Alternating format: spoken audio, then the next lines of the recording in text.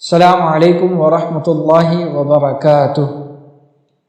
آج کا ہمارا موضوع تشخیص ہے۔ تشخیص کسے کہتے ہیں؟ تشخیص کسی چیز کو معلوم کرنے کو کہتے ہیں۔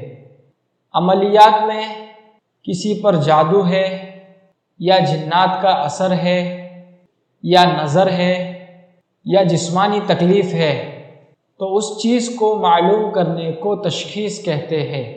جس طرح ڈاکٹری لائن میں ڈاکٹر مختلف ٹیسٹ کروا کر مریض کا مرض معلوم کرتا ہے اور ان رپورٹوں کے ذریعے سے اس کے مطابق دوا چلاتا ہے، اسی طرح عملیات میں تشخیص ہے کہ بنا تشخیص کے کسی کے لیے کوئی عمل کرنا، کوئی وظیفہ پڑھنا ایسا ہی ہے جیسے ہوا میں تیر چلانا، کہ ہم لوگ کئی سالوں تک کوئی عمل یا کوئی وظیفہ پڑھتے ہیں لیکن اس کا فائدہ ظاہر نہیں ہوتا۔ بعض مرتبہ عاملین کئی سالوں تک علاج کرتے ہیں لیکن اس علاج کا کوئی نتیجہ نہیں نکلتا۔ اس کی سب سے بڑی وجہ تشخیص ہے کہ اگر ہماری تشخیص صحیح ہے تو اس کا اثر یہ ہوگا کہ ہمیں مرض کا پتہ چلے گا کہ جادو ہے، جن ہے یا نظر ہے، اور پھر ہم اس کے مطابق اس کا علاج کر پائیں گے۔ آج کے ماحول میں کئی عاملین کئی طرح کی تشخیص کرتے ہیں۔ بعض عاملین جناتوں کے ذریعے سے تشخیص کرتے ہیں کہ جناتوں کے ذریعے سے معلوم کرتے ہیں کہ کیا مرض ہے۔ بعض عاملین موکلین کے ذریعے سے معلوم کرتے ہیں، بعض کپڑوں کے ذریعے سے، بعض دھاگوں کے ذریعے سے۔ ہر ایک عامل کا مختلف طریقہ ہوتا ہے۔ اگر ہماری تشخیص صحیح ہو گئی تو 50% ہمارا کام وہیں پر ہی ہو جاتا ہے۔ بعض عاملین تصوف کے ذریعے سے تشخیص کرتے ہیں کہ اللہ کا دھیان لگا کر وہ کسی چیز کو معلوم کرتے ہیں، یا گندے عمل کرنے والے شیطانوں کو خوش کر کر، شیطانوں پر دھیان لگا کر اس کی تشخیص کرتے ہیں۔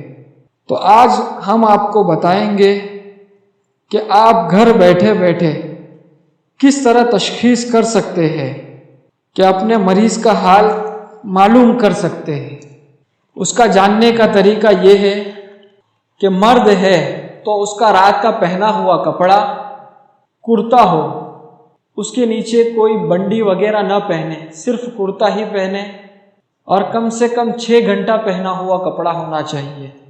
عورت ہے تو اس کا دوپٹہ یا اس کی قمیص، اس کے نیچے کوئی دوسرا کپڑا نہ پہنا ہوا ہو، یا رات کو اوڑھی گئی چادر مرد کی ہو یا عورت کی جو خود اس کو اوڑھے، اور شرط یہ ہے کہ یہ کپڑا اور یہ قمیص اور یہ دوپٹہ اور یہ چادر یہ سب پاک ہونی چاہیے۔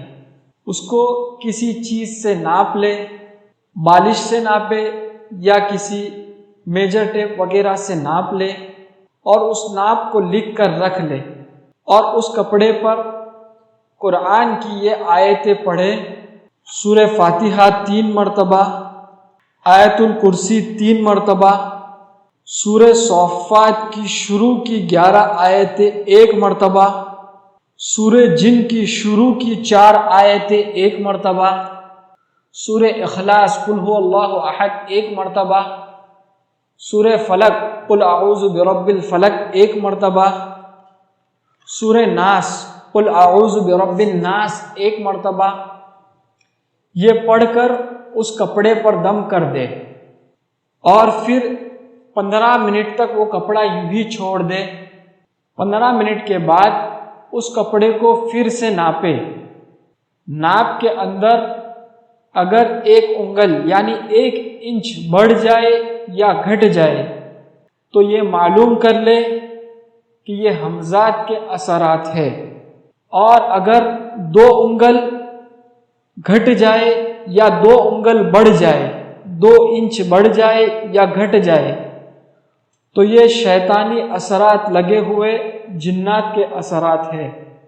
یا 3 انگل بڑھ جائے یا گھٹ جائے تو جادو کا اثر ہے، اور اگر کپڑا جتنا ناپا ہوا تھا اتنا ہی رہے تو یہ سمجھے کہ یہ جسمانی بیماری ہے، اس کو پھر ڈاکٹر یا حکیم کی ضرورت ہے، پھر اس کو اس کا علاج کروانا چاہیے۔ اللہ تبارک و تعالیٰ سے دعا ہے کہ اللہ تبارک و تعالیٰ ہم سب کی صحیح رہنمائی فرماوے، آمین۔ وآخر دعوانا ان الحمد للہ رب العالمین۔